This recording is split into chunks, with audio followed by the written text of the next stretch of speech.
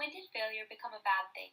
We all want to be the best parents we can be for our children, but there is often conflicting advice on how to raise a child who is confident and successful, but also kind and competent by the time they reach adulthood. One of the best ways to do this is to address that they will face failure at some point in their life, and teach them how to navigate it. So, how do we teach our children to fail well? Developmental psychologists have a lot to say about this. Their research indicates that a parent's mindset regarding failure is a highly influential link to their child's intelligence mindset. This means that how a parent responds when their child fails can affect A, the child's view of their own intelligence, and B, their willingness to continue trying. To better explain this, let's take a look at two scenarios. 10-year-old Justin comes home from school and opens up his backpack, removing his math test to show his mother. When she reads the 63 at the top of the page, she grows anxious and expresses her concerns to Justin about his low grade. Here, Justin's mom places primary concern on her son's performance and doesn't acknowledge that he spent time preparing for the test. Down the street, Justin's friend Drew pulls his math test out of his bag. Drew's mother sees the same grade, a 63, but her response is different. She knows that her son put a lot of time into preparing for the test, so she praises his effort rather than criticizing his achievement. She views his low grade as an opportunity to grow and improve. Here, Drew's mother places value in learning rather than performance. In these two scenes, the mothers react with different mindsets regarding failure. Justin's mother sees failure as a debilitating experience that inhibits learning and productivity. She puts the focus on judging her son's performance. Drew's mother views failure as an enhancing experience that can facilitate learning and growth. She puts the focus on opportunities for improvement. Which do you think is the best approach? Let's talk about Justin and Drew's responses to their mothers and the potential outcomes of different parental mindsets.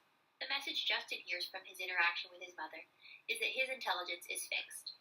Out of this new belief, Justin may begin to question his ability when work becomes difficult. Justin is also likely to stop trying and therefore achieve less.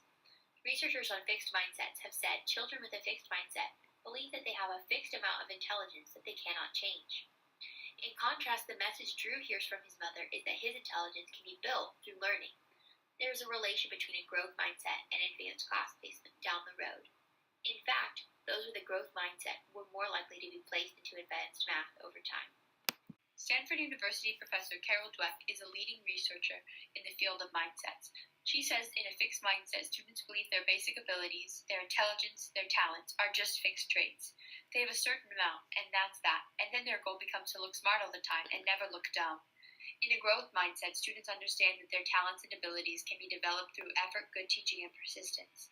They don't necessarily think everyone's the same or anyone can be Einstein, but they believe everyone can get smarter if they work at it.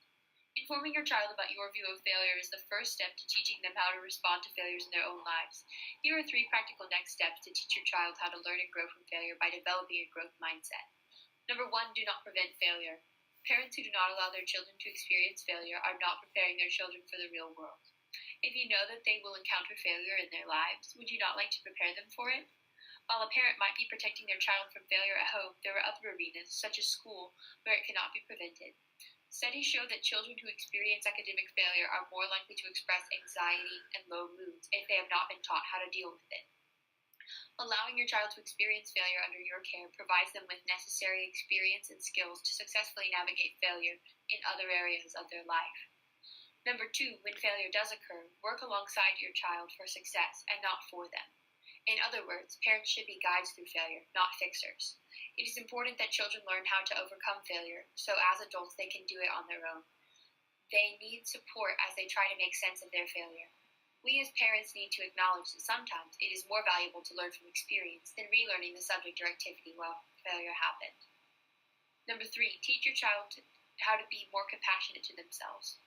You can make the difference in how your child reacts when he fails by encouraging uplifting behavior and reassuring self-talk. This allows them to move past overpowering negative emotions and focus their attention on how they can improve and learn from their failure.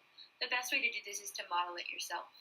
Parental encouragement provides children with the motivation, emotional support, strength, direction, and courage to solve problems and work for a bright future.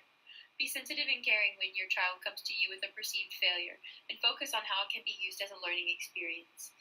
Every parent wants what is best for their children, and sometimes that means letting them fail. Using these tools when raising your child can change the common aversion to failure while helping your children become the best person they can possibly be. So, when did failure become a bad thing? It never was.